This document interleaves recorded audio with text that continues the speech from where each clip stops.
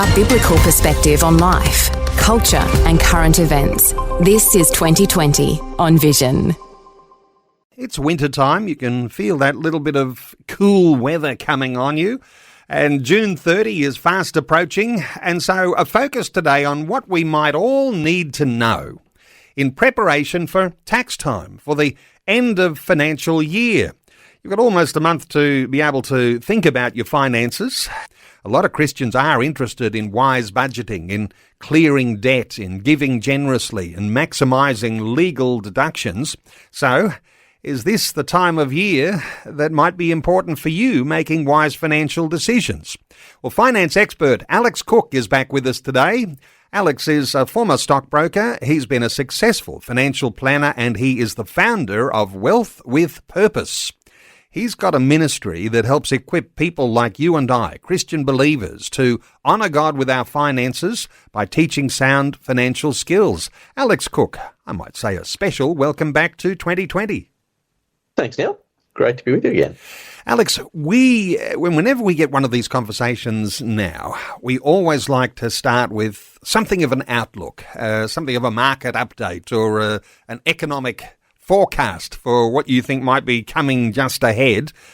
Hit us with a few thoughts on where we are in context as we are leading up to the end of this financial year. Yeah, look, obviously, I think the way the average Aussie is feeling is that the cost of living is still their predominant concern. I mean, the cost of everything, continues to rise, although the good news is inflation has come off quite a bit, so it's slowing down now. The good news, and once again, sometimes these things depend on who you are and what age you are. So one, for example, is we had a rate cut just recently, and so that's good news for those with mortgages. Bad news for retirees if you're on a fixed income and you want all the interest you can get. But good news for, as I say, for people with big mortgages, as many people now have. The bad news is obviously a bit on energy prices, that from July they're expected to go up about 9%. And I think that's an area where many people are really struggling because the cost of energy is just so high now. Retail is also struggling. Sales are up overall over the past couple of years, but that's more in nominal terms. If you look at the average Aussie, so what we call real spending per person, that's actually down over the last 3 years. And once again, that's no real surprise when you consider, obviously, the pressure that people feel under. And house prices. I mean, house prices is Neil, I've been travelling around Australia the past couple of weeks catching up with people, and one of the most common topics of discussion is, how will my kids ever get into a house? It's one of the most common questions I get asked. And, with the rate cuts, that increases people's borrowing capacity, and therefore house prices are expected to rise a little bit this year. I mean, I don't think they'll necessarily take off, but certainly they're expected to rise. The flip side, though, is the Labor government did bring in a rule to ban foreigners from buying established dwellings for the next 2 years. Now, will that make much of a difference? I don't know, but it'll be interesting to see. But a really interesting thing, I think, from a Christian perspective, and I've been talking to this with church leaders, is it now takes 51% of your income in Australia to service a mortgage. Now, that's based on the national house price versus the national household income. So it takes 51% of someone's income to buy the average house. Now, if you think about that from a Christian perspective, and we're talking, end of financial year where people talk about giving, if people are spending 51% of their income on a mortgage, that makes people very hard, to be generous, to tithe to your local church and to do those kind of things. So I think it's a real cause for, Christians to reflect on, how much debt they take on, so they can, they've got to be wise so they can continue to live generously, and about what we class as our priorities, what's really important to us. We want to build God's kingdom. Surely that's a greater priority than simply owning a home. Now, I'm not suggesting that home ownership's a bad thing. I think it's a good thing, but it's more that we really need to be careful about how we think through these things. So that's a bit on Australia. And obviously globally, I think the the big bit of news in the last week has been this Ukraine-Russia war that's been dragging on for years now. It seems to be escalating. We saw the Russian airfields get attacked by these Ukrainian drones, and that's just one thing that seems to be escalating, but it also seems to me that many of the European countries are gearing up for war. They're all massively starting to increase their spending on defence, as well as increasing their military via conscription and things like that. So yeah, that's obviously a big concern. So look, a lot of interesting things going on locally and globally, but I don't think it's getting necessarily any easier anytime soon, unfortunately. Okay, it's not getting easier. There are global pressures. There are the pressures at home. The cost of living crisis isn't gone away, and this is the context we find ourselves in, approaching the end of another financial year. So just hit us in a nutshell here. Perhaps early in our conversation, the most important financial actions that I might be thinking about before June 30. Give us a little in a nutshell here so we can maybe set the context for where listeners might like to participate in our conversation. Sure. Well, look, I'll start with a biblical perspective on it firstly. I mean, we need to have this stewardship mindset as believers. And Proverbs 27:23 says, "Be sure that you know the condition of your flocks." Now, most of us aren't farmers these days or shepherds, but the reality is that when we think about our financial position that we're in, we need to be good stewards of it, because it's really God's money. And do we know the condition of the finances that we're looking after on behalf of God? So to me, that's really the starting point when you think about the end of the financial year, because that then sets the scene. So this time of year, there's obviously important decisions to be made around certain things. So the big one, I think, particularly for Christians, is around donations and who we're going to support. Now, some people are obviously giving regularly to many organisations, but others like to make once-off donations at this time of year. So making sure you keep really good receipts. Obviously, and pray through your giving, because to me, that's a critical facet of Christian life, is what are we funding with the money that God has given us. Now, some of those things will be tax deductible and some of them won't. And I always say to Christians, never base your giving on getting a tax deduction, where to me, giving is about giving to things that God puts on your heart. And that could be obviously starting with your local church, but also there are many, wonderful Christian ministries doing, God's work around the world that we want to participate in. And that to me is the privilege of giving, is that we get to participate in what God's doing around the world. So don't let taxes drive that decision. But in saying that, we, as good stewards, we want to make sure that we take advantage of those things as they appear. So, make sure you keep good receipts, and when you are giving to deductible organisations, make sure you claim those appropriately in your tax return. So the donations is the obvious one. The other two big ones, Neil, are superannuation, and we can probably talk about that, separately. But superannuation, there are lots of things you can do before the end of the financial year to potentially get tax deductions, to get government co-contributions and various things. Super should be given its due, a good look at. And then lastly is prepaying certain expenses. So, for example, there are certain things that if you prepay it, and a simple example is income protection. Any of you out there that have got jobs and you're working, ideally you have income protection insurance, and that's something that you should claim, because you can claim income protection premiums. There are also other things where you can prepay things like investment loans and things like that, and that will qualify you for deductions. But the main thing I think with all these is make sure you review your expenses and actually see what's deductible and what's not, because obviously work-related things might be as well. And you keep good records. I mean, as Christians, when it comes to finances, we should be diligent. To me, the biblical principle is one of diligence, and we want to make sure that we approach it thoughtfully and prayerfully. I think that's a great scripture, isn't it, in Proverbs 27:23 that you mentioned. Be sure to know the condition of your flocks. So in the lead up to end of financial year, whatever business or employment or investments that you might have, a good time to review those. That's some pretty good wisdom. Hey, you mentioned prepaying deductible expenses. What sort of things can you last minute tax deductions or strategies? What sort of things should you consider there? Yeah, look, there are certain things in Australia that are tax deductible. The general law of deductibility, by the way, just so people understand the principle behind it, the law of deductibility is that you can generally claim things or expenses that are used in order to gain assessable income. So, for example, if you borrow money to buy an investment property, the property will generate rent and generate income, and therefore the expenses associated with that property are deductible.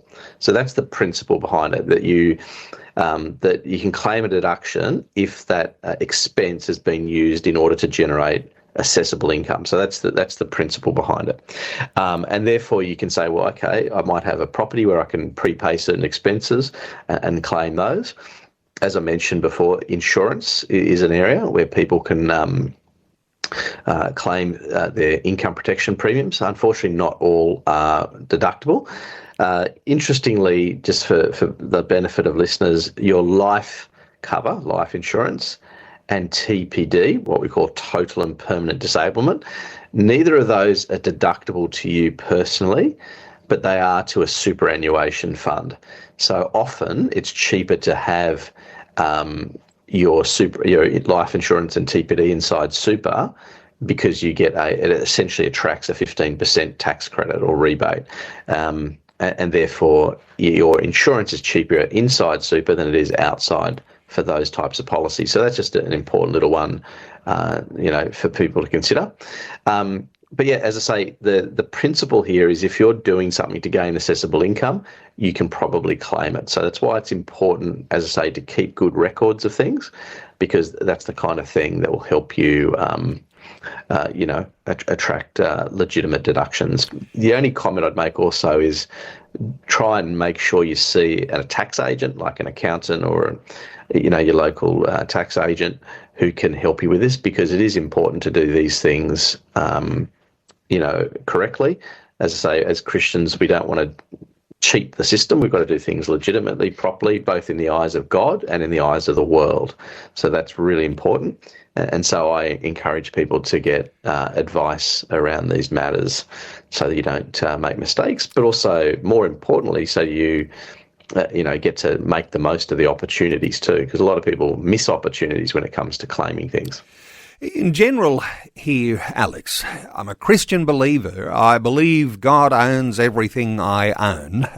He is the one who I'm stewarding his property. So if I'm thinking end of financial year, June 30 is coming, are there things that this is a good time of year to be able to revisit by way of preparation for my finances so that I don't get into the new financial year dragging my feet? What sort of things would I be looking at there? Yeah, absolutely. So look, I love Jesus' words, right? And so in Luke 14:28, Jesus says, suppose one of you wants to build a tower, first sit down and estimate the cost. A great biblical principle there, straight out of the words of Jesus himself.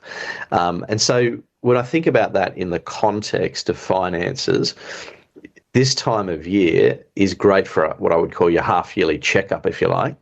And that's when you can revisit your goals. Am I on track, with things like I want to do, such as getting out of debt, saving for the future, giving generously? Are we funding the things that God is putting on our hearts? So revisit those kind of goals and take a check as to where you're at. But the second part to that then becomes, well, once you're clear on what your goals are, you can then review your budget and say, well, am I spending my money in such a way that I'm going to achieve these goals, achieving my giving goals? Am I spending money, in terms of paying down my debt? Because a budget, people often cringe at the word budget, Neil, because, it's kind of a bit, you have to look at where, confront how you're spending your money. Because, in fact, I actually prefer to call a budget a spending plan, because it doesn't sound as bad as the word budget, but also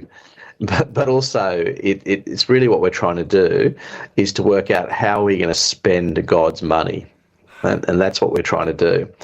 And then to overlay all this, of course, needs to be prayer, because to me, we want to dedicate our finances to God. And the Bible says, we want to, if you go back to Proverbs, it says, honour God with your wealth.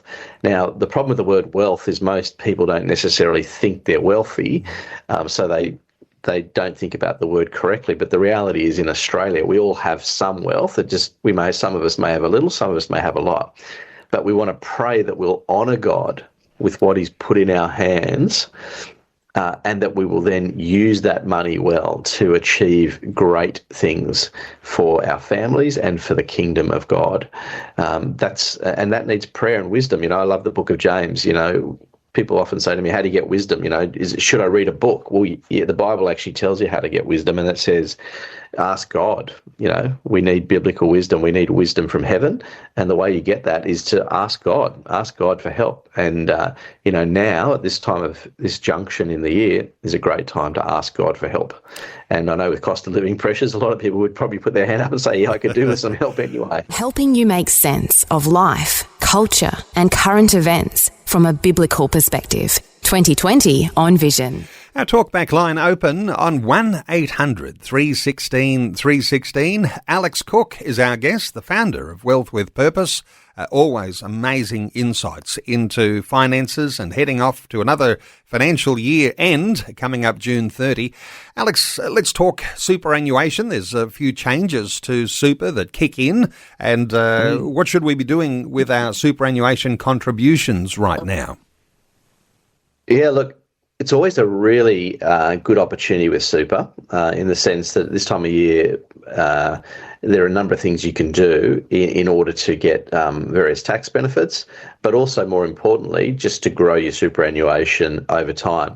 In fact, I love the proverb from Proverbs 13:11, where it says, he who gathers money little by little makes it grow. And I think that's very apt for superannuation. The purpose of superannuation obviously is for retirement, and therefore you want to make it grow little by little over the course of your working life. Basically, as soon as you start work, you can start tipping money into super and help make it grow. But in terms of the opportunities, let me just run through a few key ones. But the only comment or sort of disclaimer I'd make here to listeners is that it's very important that you do your due diligence on what you are eligible to. The very easy source of information around this is the Australian Tax Office website, ato.gov.au or .org, I think it's .gov.au. And you can verify things there to determine your eligibility, or obviously get advice, one or the other. But the important thing here is that you're a bit cautious, because there are penalties with superannuation if you do things like over-contribute, for example, or you claim something that you can't claim. So just bear that in mind. You need to be diligent. But in terms of the options available to you, so one is that we have what's called the concessional contributions. This is what most listeners are getting via their employer, what's called superannuation guarantee, where your employer is obliged to pay 11.5% of your income, which, by the way, in July goes up to 12%. So from July, your employer needs to bump up your super to 12% of your income. But the limit for this particular concessional contribution is $30,000. So say your employer puts in $10,000 a year for you, you could put in another $20,000 and then claim that $20,000 as a tax deduction. So that's a very good one for those that are working. And you can do that pretty much up to age 67. After 67, you need to meet a work test in order to do that. But the beauty of that is you can get quite a significant deduction by putting that money into super. Now, just one other warning message, and many listeners would be aware of this, is that when you put money into super, it becomes what we call preserved. That means it's locked up until you reached preservation age, which for most people is age 60. So generally speaking, you can't get it before 60, and for most people, not even until 65. So just keep that in mind when you're putting money into super. You're playing the long game and taking advantage of the system by doing it over the long term. Another option for many people, if you earn below $60,000, and there's various thresholds. I'll let you look up the thresholds for this. It's called the government co-contribution. But essentially, if you earn below $60,000, you can put in $1,000 into your super, and the government will match it by up to $500. Okay. Now that's a fabulous rate of return. 50% rate of return. You're putting in $1,000. The government gives you up to $500. So that's one well worth considering. The last one I'll mention is what's called the spouse contribution. So if you're married, you can put up to $3,000. Well, actually, you can put more in, but it's only worth doing up to $3,000, where you put $3,000 into your spouse's superannuation fund. Now, if they earn less than $37,000, the person that is giving it, so one spouse is the receiver of the $3,000 and the one is the giver. The one who's the giver of the money receives a $540 tax rebate in their tax return. So there's a couple of ones there to get you either a bit more top up from the government or to get you a tax rebate or even a tax deduction. So there's a couple there, Neil, for people to look up. But as I say, the thing I would encourage is either getting advice or alternatively going to the ATO website and seeing what am I eligible for, because you don't want to get penalised for over contributing or doing things the wrong way. Hey, Alex, text come from a listener here. I've got no name on it. Says, hi, are there any Christian super funds that are comparable with similar returns to the usual super funds, please? Sometimes we think of super funds, maybe ones that are more ethical, maybe, but the returns might be lower. I'm not sure what that reputation is based on by way of evidence, but what are your thoughts for a listener who's asking that question? Look, it's a fabulous question, and I love it because it shows, a heart to want to invest money in a way that honours God. So I don't know who the listener is, but I want to commend them because I love the way they're thinking, because that's, as Christians, I think we want to honour God with the way we invest and not to invest in things that are counter to what we believe and actually can do a lot of harm to people. So that's an awesome question. So in terms of options, so sadly, we used to have what's called Christian Super, which is probably the only pure Christian super fund in Australia. Unfortunately, it got merged with another super fund who doesn't share those same, Christian values. So to my knowledge, there's no actual Christian fund per se. However, a lot of the industry funds that are out there have an ethical option, which is generally pretty good. In other words, it's close to what you want. So, for example, they typically avoid gambling. They avoid, pornography and various things like that. Now, they are all a bit different, and they are also approached from a secular point of view. So many of them are very green orientated, in relation to issues around climate change. But they're pretty good in the sense that they are reasonably ethical, but as I say, not 100% aligned with the way a Christian would think about it. Interestingly, the issue about do you suffer negative performance by taking an ethical approach? The answer is no. The research does not suggest that at all. And if anything, I think if you're investing in companies that have an ethical approach to the way they do business, you're actually going to profit further, in my view. And there's some really interesting things going on in the US in this area. For example, there's a particular fund that Christians can invest in the US where it only invests in companies with a Christian CEO. Now, what's interesting about this is they have a number of criteria, and one of it is that the business employs chaplains. And there's one particular company in the US that spends $5 million a year on chaplains, but it saves them $30 million a year in turnover costs. So In other words, doing things ethically and investing ethically, in my view, actually leads to better long-term outcomes. So that's another way of looking at it in terms of dealing with that concern that some Christians have. And then lastly, if you're not in, say, an industry type fund and you're in a retail fund, then one of the options is you invest in what's called managed accounts. And most of these are secular in nature, but you can remove stocks you don't like. So you'll see a typical Australian share portfolio inside your super, but then you can what we call negative screen. In other words, you can remove things like gambling that you don't like. So there are solutions to this listener's issue. So even though, as I say, it's not perfect, we're in a fallen world, and unfortunately Australia does have limited options in this space, but there are ways around it to try and best honour God with your superannuation money.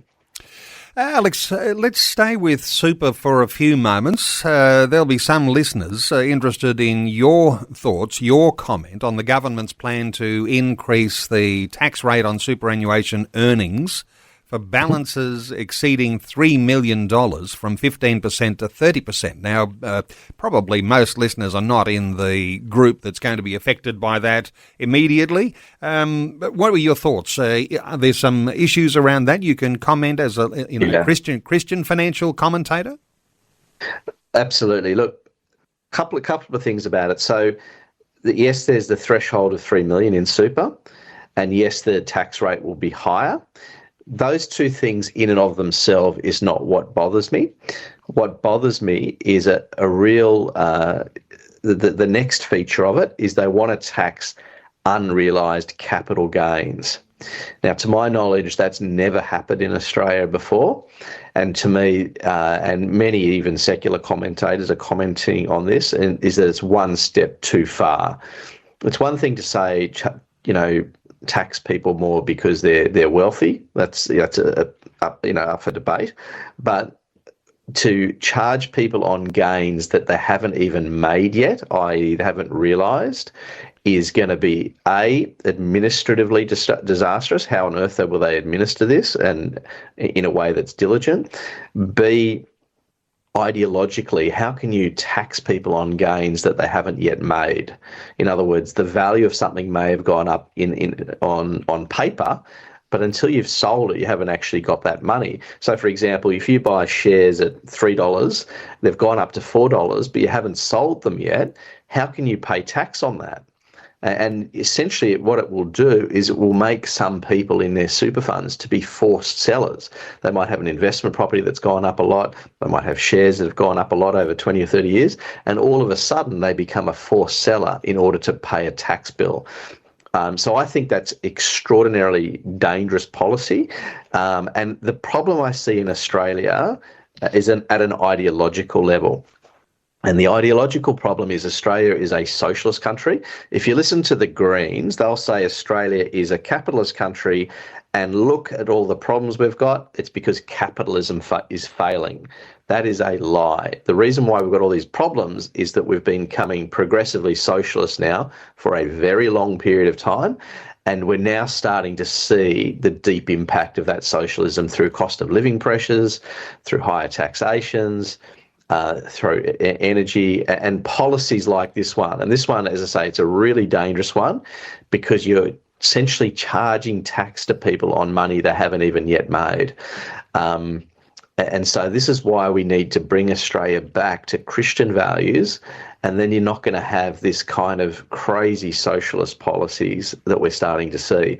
And by the way, I'm very concerned about this because to me, once again, a lot of people say, oh, but this is just for the rich. No. The Greens, for example, want to lower it to 2 million. And the other issue is, well, okay, whether you lower it or not, it may end up being going on other things. So it may end up on other assets. Jim Chalmers was interviewed on radio, I think a week or two ago, and they asked him, would he charge capital gains on your primary residence? And he didn't actually answer the question. Now, hopefully that will never happen.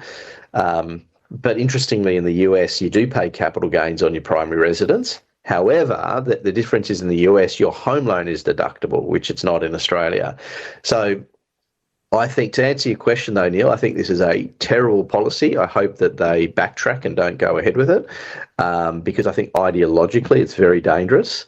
And I think what I'm starting to see amongst people is the productive group of Australians that pay a lot of taxes and start businesses are really starting to get fed up. And I think what we'll see is that what happens in other countries is you get a brain drain. People leave. People will go move to Singapore or Dubai, and they'll say, oh, why am I going to pay more than 50% of my income in tax? That's where this stuff leads. It doesn't lead to a good place. So the government playing a long game here too, because while most people don't fit into the category where they'd be having more than $3 million in their super account, over the next decades, those sorts of things creep up, and then there's going to be a lot of people with that $3 million in their superannuation, and a lot more people exposed to the sorts of issues that right now we think are only for the very few who will be quite wealthy. Hey, let's. Listeners might have other questions around that. Our talkback line is open on 1800 316 316. Let's talk investment opportunities or pitfalls. Here we are in June, heading towards the end of another financial year. What should we be looking out for by way of opportunities or even pitfalls around investment opportunities? So one of the things at this time of year is with assets that you already own that you're contemplating selling. So, for example, you might have an investment that it's done poorly and you think, should I really be holding this anymore or should I get rid of it?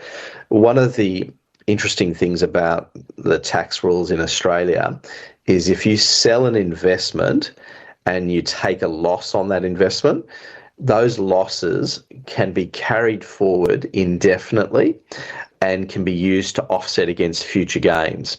So, for example, you might make a loss of, let's make it up, $10,000. That loss can be carried forward into the future and offset against gains that you make at a later time. The other thing is maybe you've got the opposite situation where you've made a large capital gain on a share or on a property. If you sell that property between now and 30th of June, you're going to pay tax on that based on the current financial year. So in a couple of months' time, you're going to have to pay the tax bill. If you delay selling that asset until 1 July or beyond, then you've delayed the gains you've delayed the tax bill for up to another 18 months. So the issue that I'm really raising here is one of timing. You've got to think carefully about how you time the sale of your assets to take advantage of the rules here. You've got to be careful. Some people engage in a thing called tax wash selling, where they sell assets to take a loss, to carry those losses forward, but then buy those same investments back, the next day. That sort of thing is looked upon very dubiously by the tax office. And so my advice with anything like this is you get, proper tax advice, and you only do things that are, within what the law allows, but also within the spirit of the law as well. I think Christians need to, we've got to give to Caesar what is Caesar's, and we've got to honour God with the way we do it. But, good stewardship involves tax planning. You don't pay more than you have to. You've got to be sensible about it. And as I say, get wise advice. Alex, let's talk being a Christian and having financial responsibility here for a few moments, because Christians usually prioritise the idea of some levels of generosity that you might not think about if you're just focused on your own finance and no reference at all to God. But when we talk about the balance in our lives, because, we want to save and we've got things that we want to buy, there's things we want to give to. Where do you find a good balance in all of that? Is there some insight here for Christians, just getting the context right in the way that we think about our finances? Yeah, look, absolutely. I think I've helped so many thousands of Christians over the years, and I think the trap that some people fall into is prioritizing giving comes last, right? They give God the spare change. They give God what's left over. And to me, the the Bible paints the opposite picture as how we're to live. So whether you take an Old Testament view or a New Testament, so, in Proverbs it says, honour the Lord with your wealth, with the first fruits. And so that's in Proverbs 3, verse 9. Or if you look at the New Testament, where it says, seek first his kingdom and his righteousness, and all these things will be added unto you, in Matthew 6:33. So to me, whether Old or New Testament, the simple conclusion is that God should be first in everything, and that includes in our finances. We can't say he's the Lord of all, Lord of our life, if we only let him be Lord of some parts of it. So it's got to include our finances. And so therefore, when it comes to giving versus, say, saving or spending, to me, we've got to prioritise giving as first in our finances. So we need to say, what am I going to give to God? And I think, I don't believe it's necessarily a specific percentage. I know lots of people like to start with 10%, but to me, 10% is a starting point, not the end point. And it's just a good guide. I wouldn't want to put pressure on people who are genuinely struggling to give more than, and put themselves into hardship. But the important thing here is that as a believer, we prioritise giving first, then saving, and then spending. You've got to set money. And we call it, Neil, when we teach people about budgeting, we call it the 80-10-10 rule. So 10% is for giving to God, 10% for long-term saving, and then live on 80%. In other words, live beneath your means. Okay, the only way to get ahead is to live beneath your means, so live on 80%. And as I say, that's not meant to be legalistic. It's meant to act as a starting point. Maybe you live at home with mum and dad, so you can afford to give more and save more because you don't have huge expenses.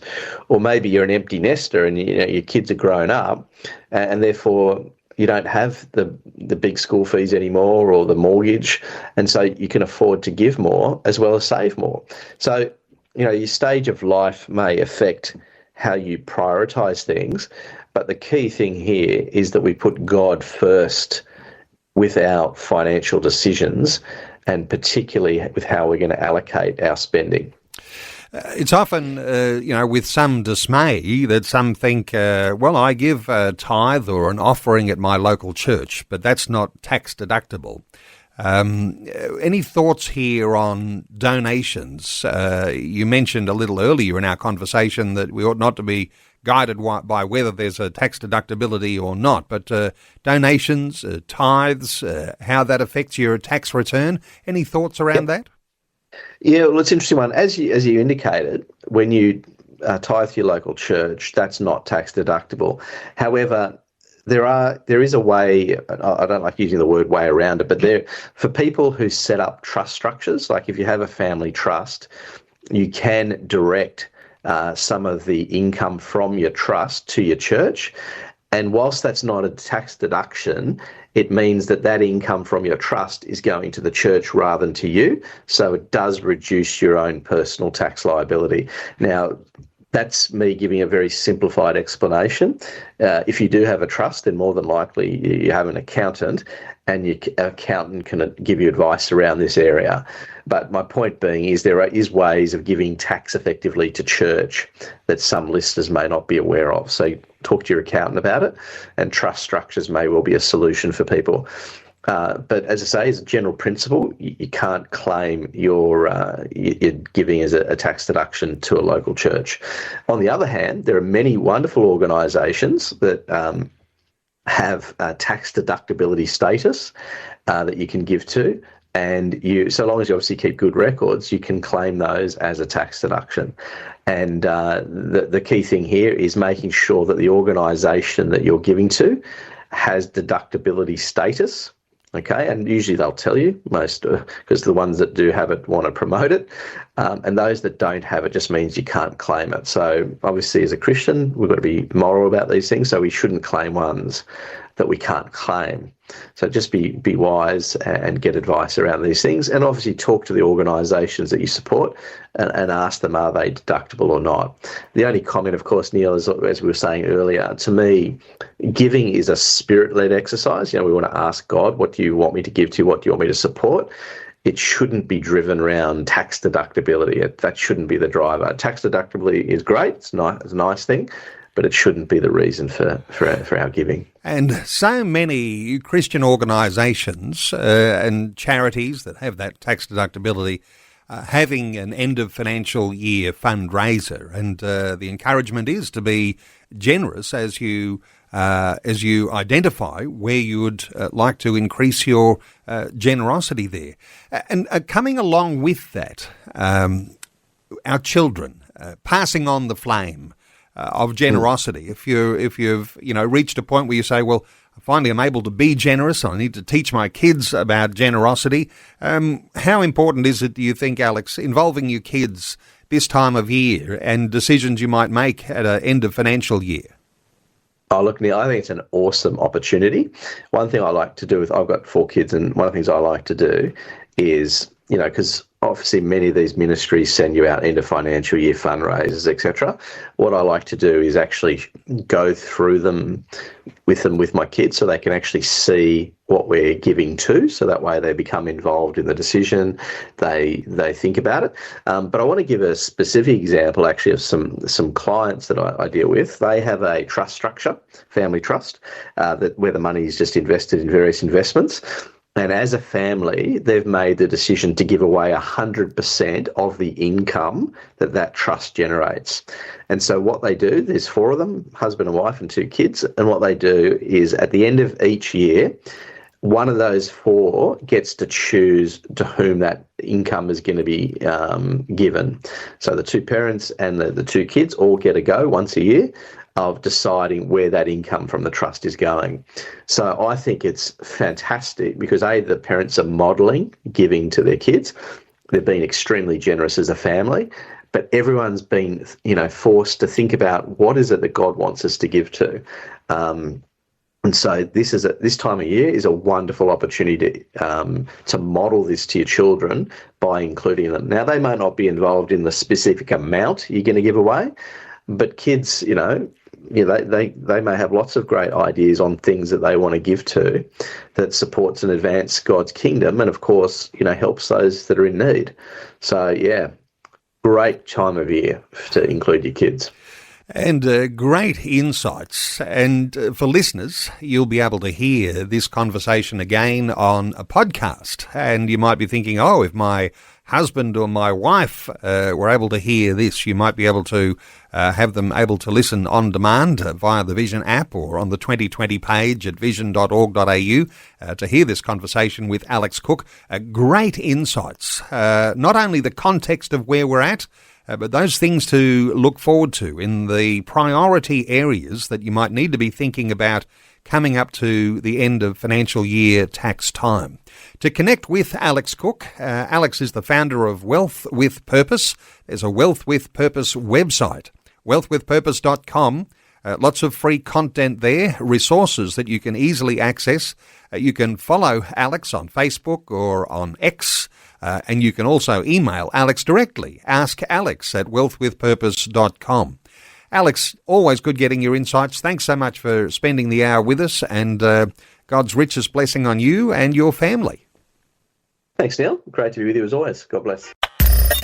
Thanks for taking time to listen to this audio on demand from Vision Christian Media.